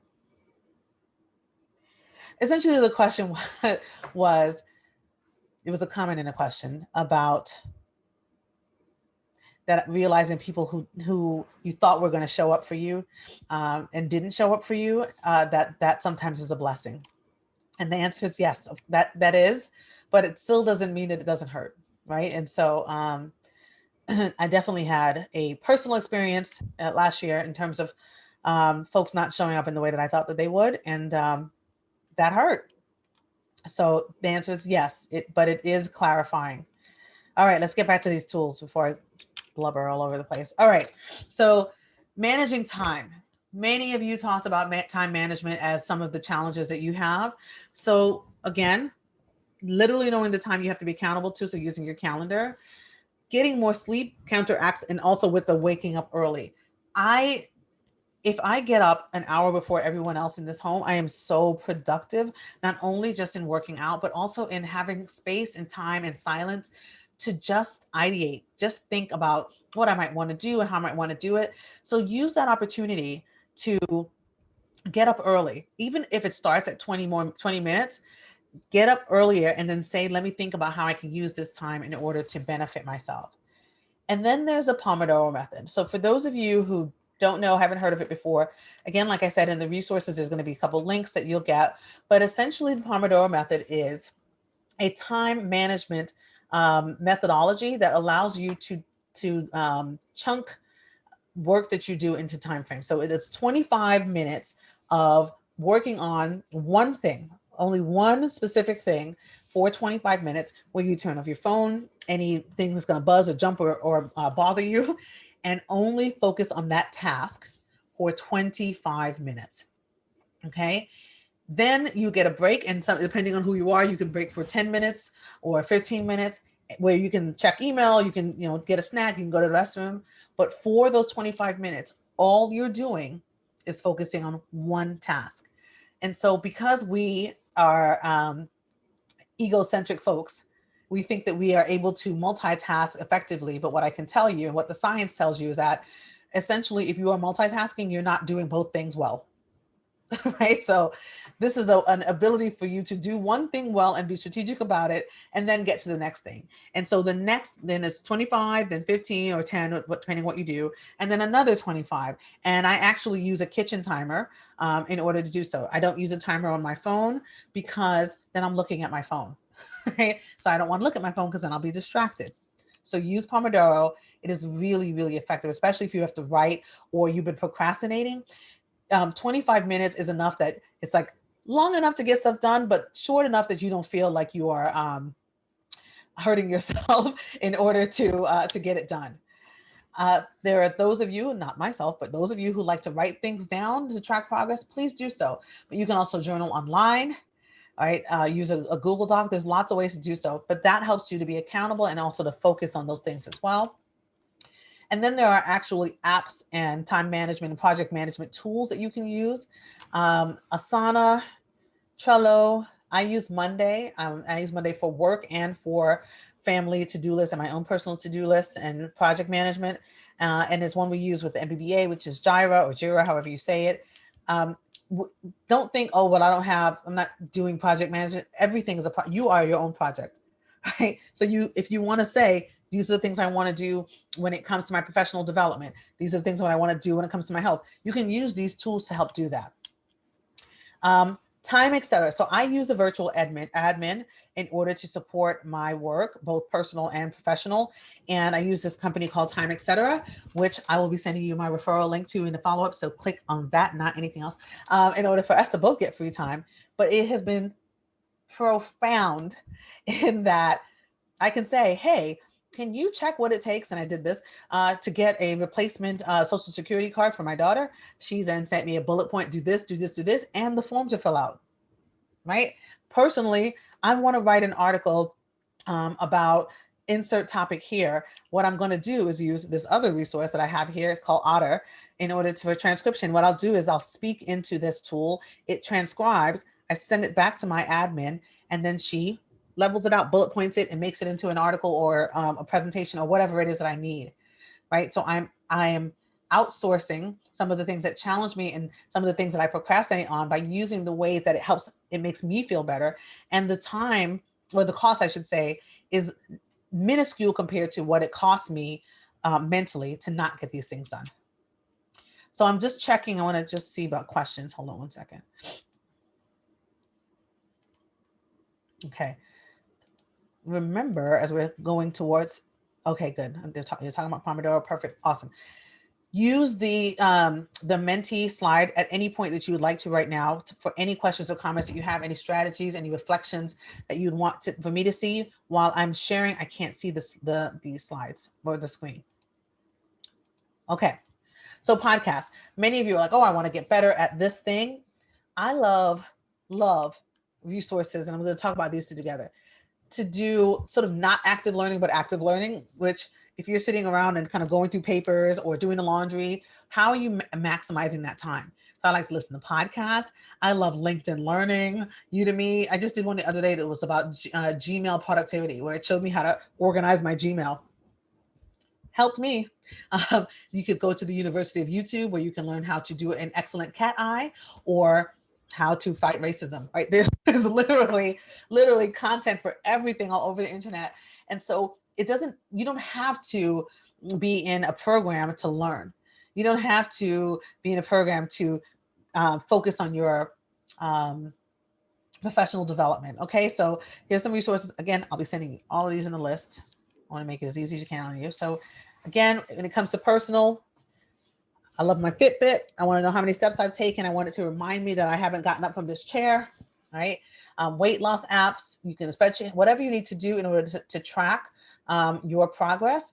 I just did the other day, sort of doing all of my measurements. I put it in a spreadsheet so I can look at it next month, because I'm not a big fan of the scale, but I am a big fan of, ooh, that fits differently. Keeping yourself motivated. I love Shine Text, which is the same as Shine app, that sends, a daily, girl, you got it, or guy, you got it, and keeps you focused on some of your goals and keeping you energized. Momentum is another motivation thing that I use. Basically, it's an app for your browser. So every time I open up a new browser, it's like, girl, you got this. And here's this quote from Malcolm X or whatever it is that helps you to feel engaged. Reading. Oftentimes we think about reading either in serious reading or fun reading, but all about reading for professional development, right? Reading for self-development. And so here we have Brene Brown, Corey's favorite, and Oprah, my favorite. There's definitely opportunity there. And then get a therapist. People have in this past year used, I can't remember the name of is it Talk? I can't remember the name of the company, but it's a therapy that you can do via text. Whether it's live, virtual, get someone to support you to kind of look back, get some of the strategies to help you to go forward. And of course, I'm a big believer, a therapist is different than a coach. A coach, their job is to put their foot in your back and push you to keep going. A therapist is to be like, what does your foot look like when you were little? And how does that impact relationships now? Those sort of things. So I want to make sure that you understand the difference and use things to support yourself. I did another exercise recently that asked this question. The question was, what are you tolerating in your life right now? And then I just laid on the floor and curled up. Because, right, we tolerate lots of things. We tolerate people who don't love us in the way we need to. We tolerate mess. We tolerate weight. We tolerate lack of focusing on our excellence. There's a lot. And so I know for all of you that we are at 2:30, and I said I'm going to stay on if you want to stay on. If not, if you can't, the recording will be sent to you as well. But I want to just give me 5 minutes for those of you who need to leave. I'll say again, you have to remember that you're a human, right? Setbacks might happen. The world might be what the world is. Forgive yourself and keep going. Okay? Growth begins where comfort ends. You can do this. Every single goal, as long as you did it properly and it is attainable and specific, we can do this, right? But some of it won't require you giving something up, like, for example, staying up until 2 o'clock. But it's worth it. When we do this again next year, and what I'll ask next year is, what did you accomplish? And I'll see all those fantastic things. I'm excited for that. So I'm not going to ask you to respond to this on the mentee, but I want you to think about it. Like, what are the commitments that you're willing to make to get those goals? Now, visualization, 2021, last day of the year. What will you have accomplished? Let's talk about vision boards real quick. This is and it's in draft, my in draft vision board for the year. You see, I have my theme word is in the middle. I have different areas. This is sort of like self-care. This is working out. See how little it is yet. This is the possibilities piece. I have work, and then I have sort of professional development there. So I do mine. It varies each year, actually, depending on what my focus areas are. But you see here, you can do professional goals, financial goals. You're going to list these things all out, and then you're going to figure out how you want to shape your vision board. I don't really have a preference for how you do it. I just want you to do it. It is so powerful. For those of you who have done this before, you know, like when you go back and look, yep, I did that. Like if you're putting some specifics on there, like I'm going to put $1 million on mine. And when I get it, it'll be like, yes, here I am rolling in my money and I got it. But take a look. So you'll get this handout in your follow-up, and I'll get it to you in about an hour. You write your theme word, you talk about the things that you, in each of these different areas, what are your goals, right? Travel, vacation. Mine just said this year, I would like to travel and go on vacation, right? And then you're going to actually have a visual representation. You're going to put your theme word in the middle, and then however you shape your goal areas, right? That's why I don't have mine in specific, like this is this. It's just kind of themes around it. It helps me better. Okay. I know I went fast because I wanted to get that in for the folks who may have to go. But now this is the time for you to ask me anything you want. And I'm open and want to hear. You're going to use the Mentee tool, or you can use the Q&A.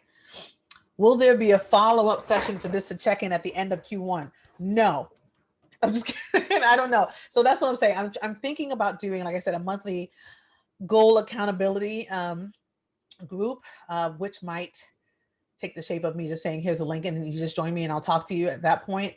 But I'm not sure. I really want to shape it. And so I'm thinking about, like, maybe it won't be monthly, maybe it'll be every other month, but ask me a question, ask me about this and I will hold myself accountable. I want to do it, but I just haven't shaped it yet.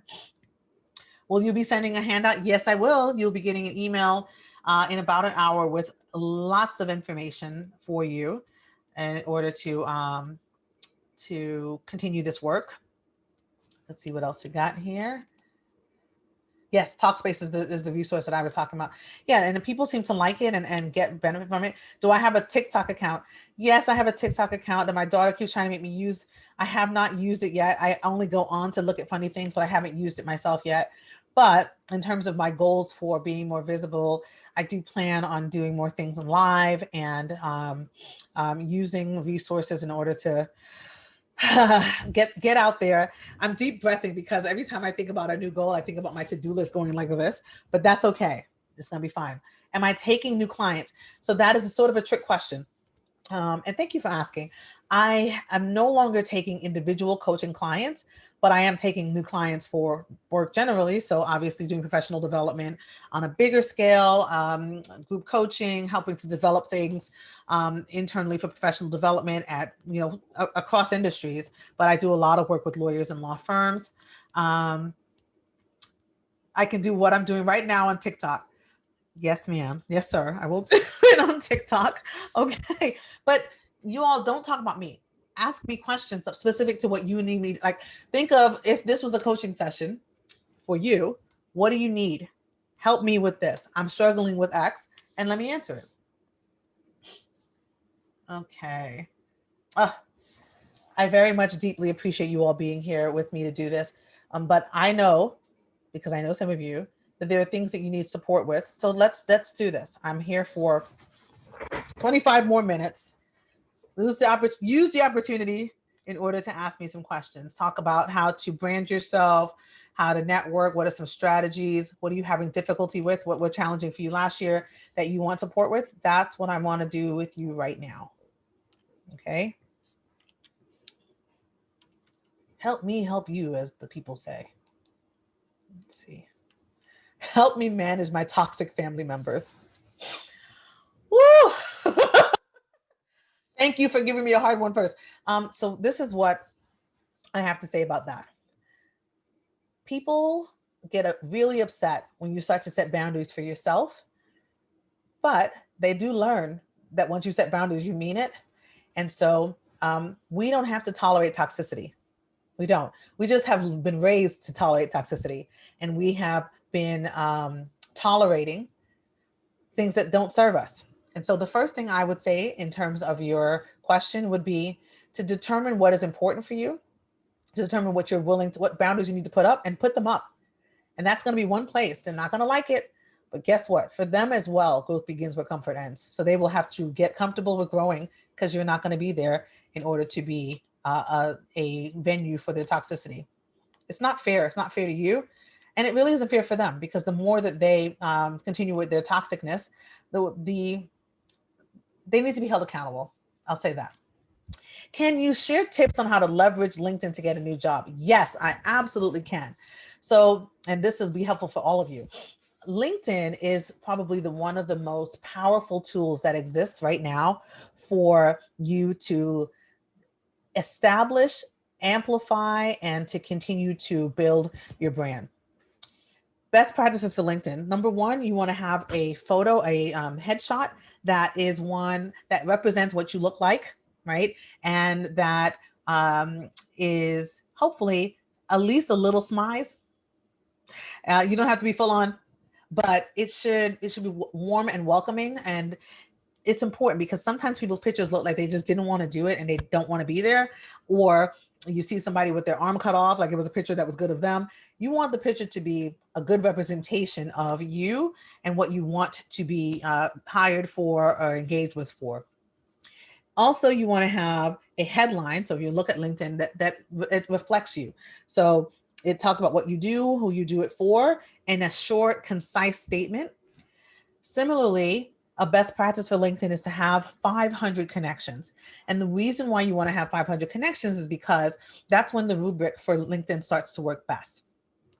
So you'll see if you look at LinkedIn and you don't currently have 500 connections, it'll tell you, and it'll tell me. I'll be like, oh, insert person has 346 connections. But once you get to 500, we're all equal. Right? It doesn't say for me, I have over 7,000 connections on LinkedIn. It doesn't say, okay, Paula is a 7,000 connector. It just says 500 plus. So we are equal in terms of our perception. What I'll tell you is that people will be like, oh, 242? Guess you don't really know anybody, right? Guess it's not a valuable use of my time to connect with you. So you got to get to 500 and then we can have conversations about the additional amplification. But think about your networks. Where did you go to school? Have you connected with professionals and folks who've gone to school with? All the way down to high school, all the way through whatever school you completed last. Start to strategically look at that. Every school has a space, at least colleges have a space on LinkedIn that you can, a page where you can search alumni, what they do, what region they're in, what age they are, essentially from the years they attended. And that's a really great space on networking. Really great. So if I'm looking for a job or I want to work, I want a client and that person went to Harvard, and I go and look at Harvard general counsels, I get a whole list. You too can get a whole list. So those are some thoughts on leveraging LinkedIn. If you feel, then ask me some more specific questions. If you have a specific question about that, I'm happy to do that, but I want to keep going. Okay, so I'm terrible at following up with getting paid. I have folks who haven't paid or reimbursed from 2019 and about $14,500 in fees, not invoices. How to help with outsourcing. So if I were you, if you're not comfortable with doing it, so you're going to outsource. Like I said, I use that time, etc., to have an admin. She makes calls for me. She sends emails on my behalf, and she does follow up whenever I need it. She also creates the invoices for me. So what I'll say to you about this is how you are undervaluing yourself by not getting the value that you earned. That's not okay.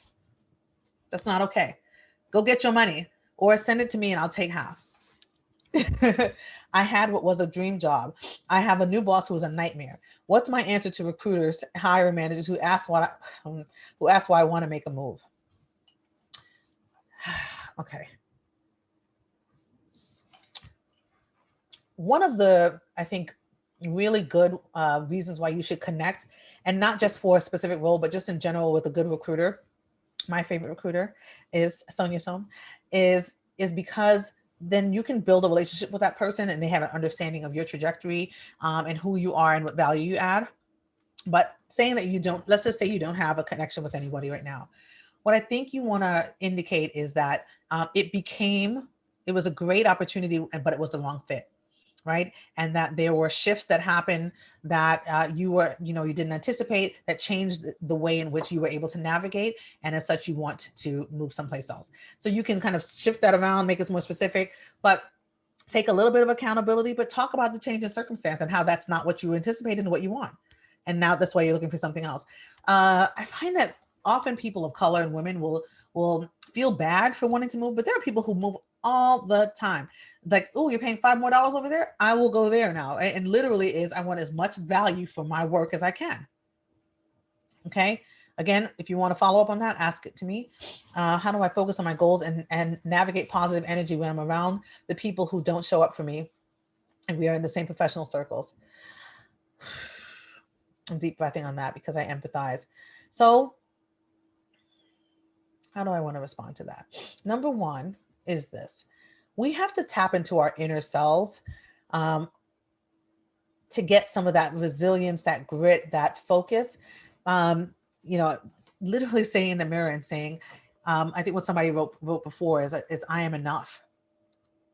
I am enough, and I'm worth the goals that I'm trying to get or to go for. And then it lessens the need for, again, we need, right? But it lessens the impact of the folks who are not showing up for you.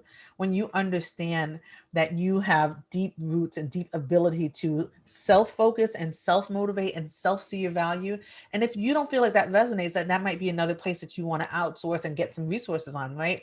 To think about, how do you get a therapist who can help to look at, why is your circle, and that circle could be family, having such a negative effect on you? What kinds of things might you want to do in order to set those boundaries? And then how can you strategically shape and get more people in your sphere that can be supportive of you? There were people who showed up for me in 2020 who, if I would have anticipated and said, oh, this person, I had no idea, but they were integral, you know what I mean, in making me be okay, and kind of showed up like, look, I'm here for you. I'm going to support you. And I am one of those folks who doesn't like to ask for help, even if I know I need it. And so for me, it was a blessing to have folks show up and say, I'm helping you, whether or not you want me to or not, you need me to help you. And that, a lot of that was in referrals. Okay. Let's see. I want to learn French this year. Wait. It was my goal last year, and I did accomplish it. How can I eliminate the fear behind learning a language as well as maintain the momentum needed? So I love this. If you are an iPhone user and you have not yet gotten the momentum, not momentum, what's it called? Oh, the app where people are online and they're talking. Come on, somebody put it in the chat because you know what I'm talking. Clubhouse, that's what it is. They have whole places where folks are talking and setting up little side rooms on language. Meetup. obviously a lot of the places have gone virtually, are doing virtual meetups for beginning language learners. So there's definitely opportunity to engage there. And it might be that you overcome some of the fear by doing it with strangers, right? Who cares what they think? So do it. With learning language, it's the immersion piece that helps you to learn it well. This is a personal question goal. So as a love coach, how would you recommend to start dating? From which apps and general guidance? Because I was okay. All right. So I love this question. Primarily, and this is before COVID, people meet the people who they need. They don't realize it yet, but they need through other people. I find that to say, like, if somebody said to me, Paula, do you know somebody who does this, who was looking for somebody who's single, blah, blah, blah. And I do my kind of, yes, I do. That works with other people. Do you have any single friends who are currently, open and dating, who are professionals, who, don't have drama or whatever it is? I'd love to be introduced. Can we all get on a Zoom, and not just you, that, 3 of you, but, if there's going to be a time when you're connecting your friends, can I jump on and meet this person? Right. So making a strategic ask to friends to say, I'm opening myself up this year for something new, and I'd love your help with that. So keep your eyes open and your ears out for folks who are in your network, who, might be looking as well, who might be a good connection. So that's for that personal connection piece with people. In terms of apps, I've had people connect through Match.com, through Tinder, right? Through lots of different places by being strategic and thoughtful.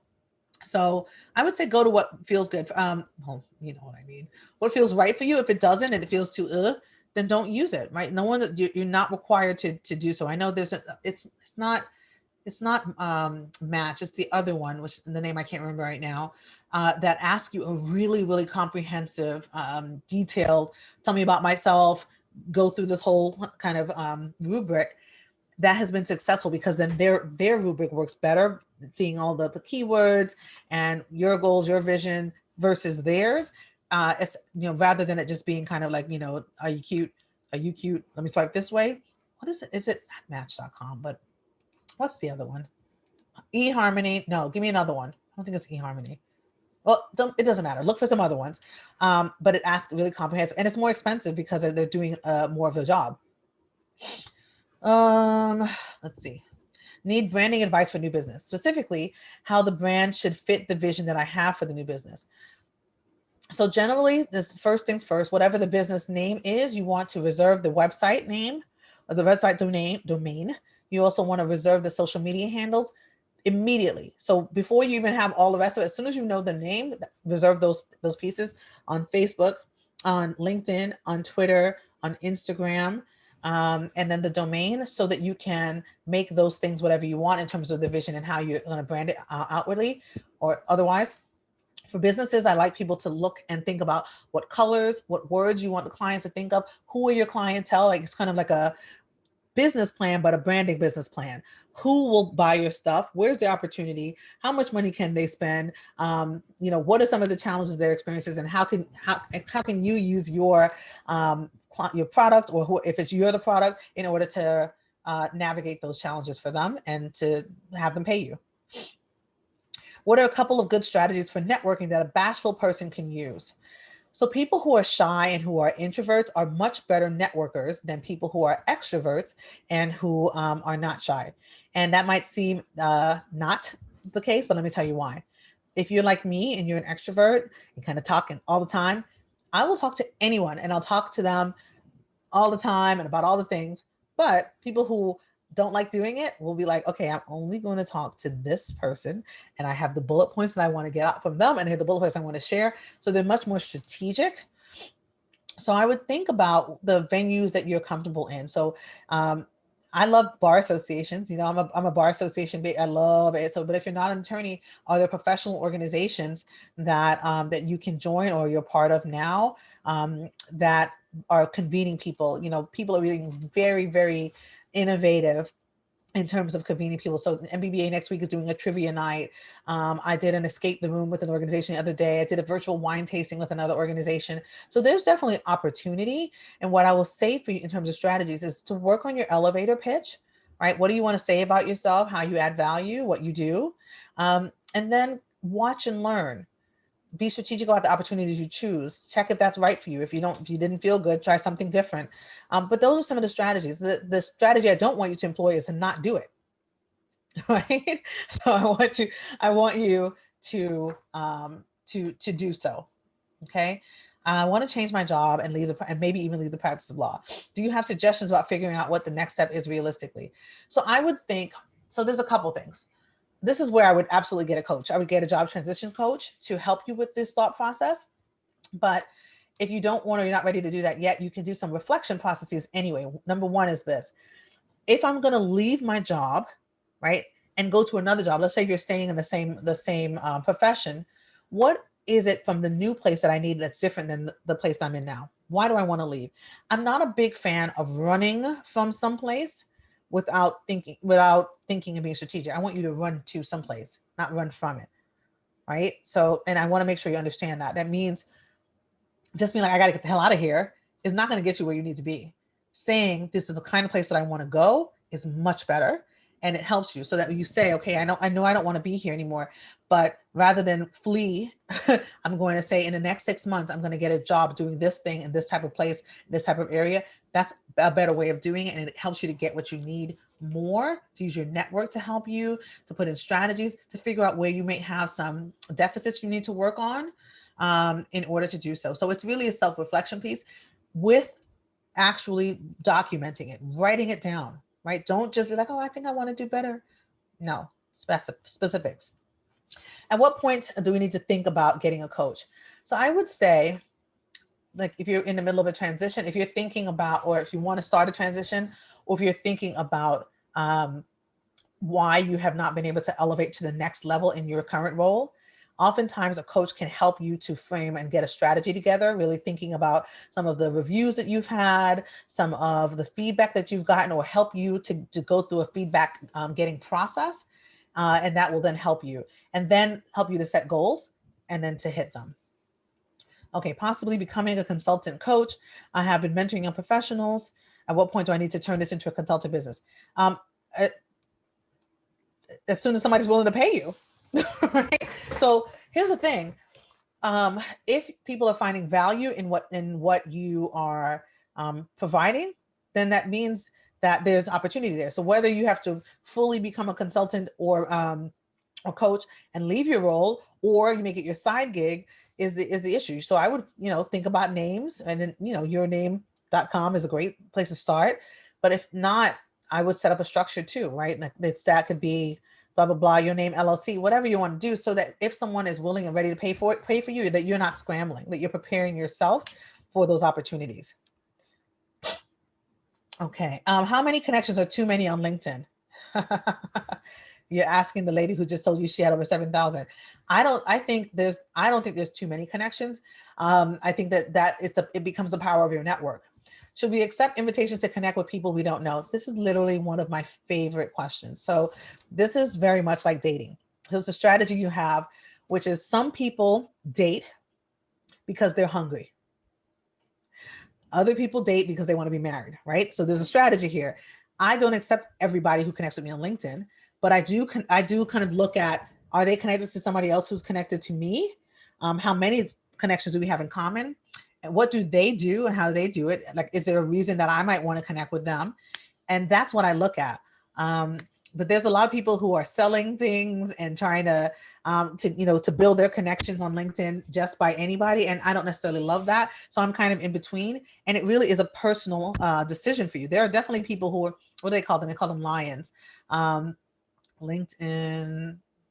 I can't remember what it stands for now, but that will connect with anyone. And I just don't think that that's a powerful way of utilizing, but it does builds visibility. The bigger your network, the more opportunity you are to be visible. Great question. What else do we have here? We've got about 5 more minutes. Do I have recommendations for job transition coaches? I have a list of some coaches that are New York based that I've been putting together when people refer to me, just because I no longer do individual coaching anymore. So what I'm planning to do to actually, again, delegate that to my admin is to make it pretty, put it into a document, and then also ask my Facebook network on other people who are coaches that I may not know, so that you can at least explore. And I would say talk to a couple people. Don't just think, okay, this is one, and that's it. So let's see what else we have on here. Oops. What's this? Okay, I think I answered that. I think I might have answered everything. I will give you 1 or 2 more minutes if you have another question that popped into your mind, but I think I answered everything that came through. Let me say just a couple more things before we're closed fully. I see that we still have a good amount of people on, which is this. Don't get overwhelmed. Take your time, but give yourself a commitment to say, like, okay, on the 15th, it's MLK Day. I'm going to actually put together my goals by X date. Don't say, oh, I did this with Paula, but I didn't really put it all down. I'm not sure. Actually do it. There's the power in doing it. I promise you, and do that. I know that you're going to kick butt with your goals this year. I know that there'll be challenges, but you will overcome them. There might be setbacks. Remember, growth begins where comfort ends. Let's be uncomfortable strategically, professionally, personally together. Let's support each other. Um, let me just make sure there's nothing else on here. As a sort of ending point, I want to thank you for spending this time with me. I get just as much from you as you get from me. And as a reminder, the work that I do lives off of referrals. So should you want to, I would love for you to connect me with your employers who need diversity training, who need professional development, who need a good shake. I'm just kidding. and let's get this stuff together. I look forward to doing this next January where we're like, we did it. We finished it. We kicked butt. Have a wonderful rest of your day. I wish you peace. I wish this world peace. Let's make it to January 21st. Have a great day. Love you all. See ya. Let's get it. That's right. Let's do this. Love it. I love it. I love it. See ya. Bye, everyone.